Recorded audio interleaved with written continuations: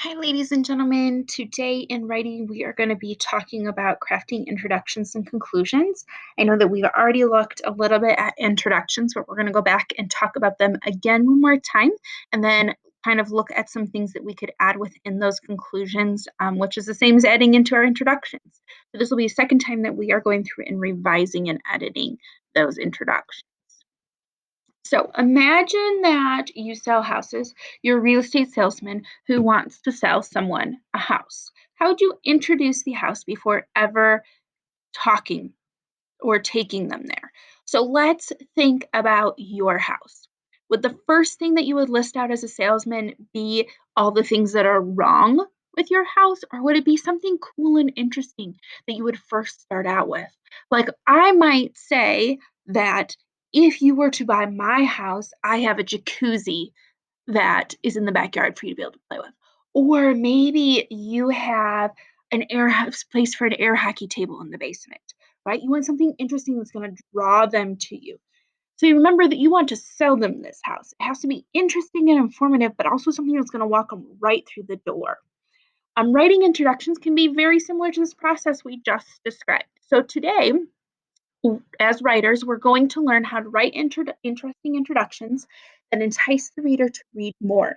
You want to learn how to hook your readers in. So we're looking at that goal of those hooks. So the best way to learn how to write an introduction is to go back to our example of the Erie Canal. So I'm going to read to you and walk you through Lucy's process to be able to write her introduction for the Erie Canal paper.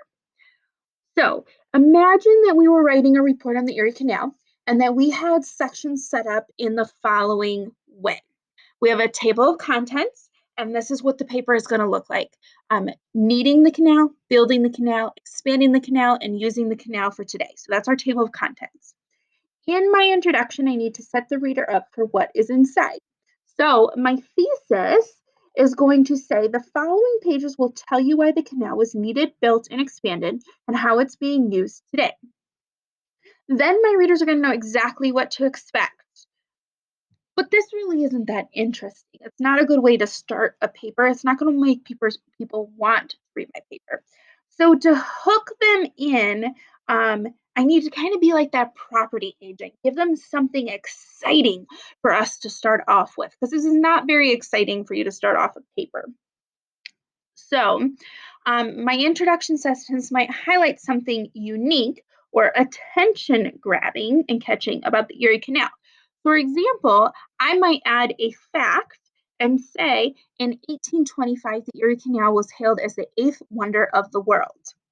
Another thing that I might do is I might turn that fact into a question to draw the reader's curiosity.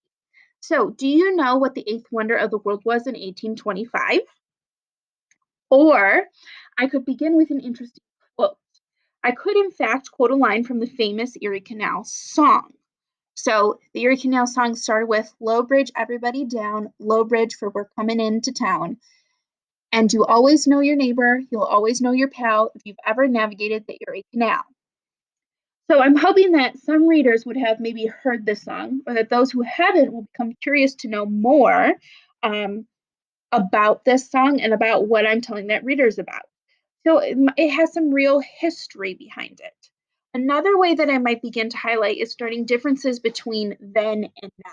So this might be something as simple as saying, if you had to send a carton from New York to Buffalo, what transportation might you use?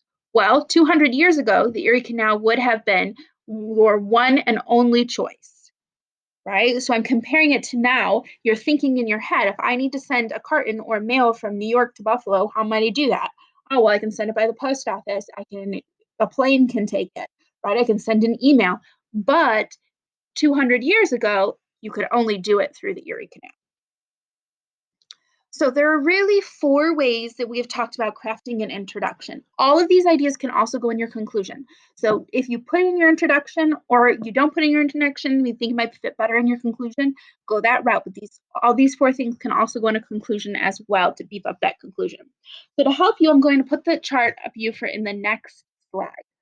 So here are the four things: highlighting something unique and something that grabs your attention, begin with an interesting quotation, contrast then and now, and describe a scene. So based on what you learned in this session, use the list I made to help you write an introduction that grabs the reader and hooks them in. So on this next slide, you're going to want to stop the video here. You're going back into your introduction and conclusion. You want to see if you can add one or two of these things into your introduction and conclusion.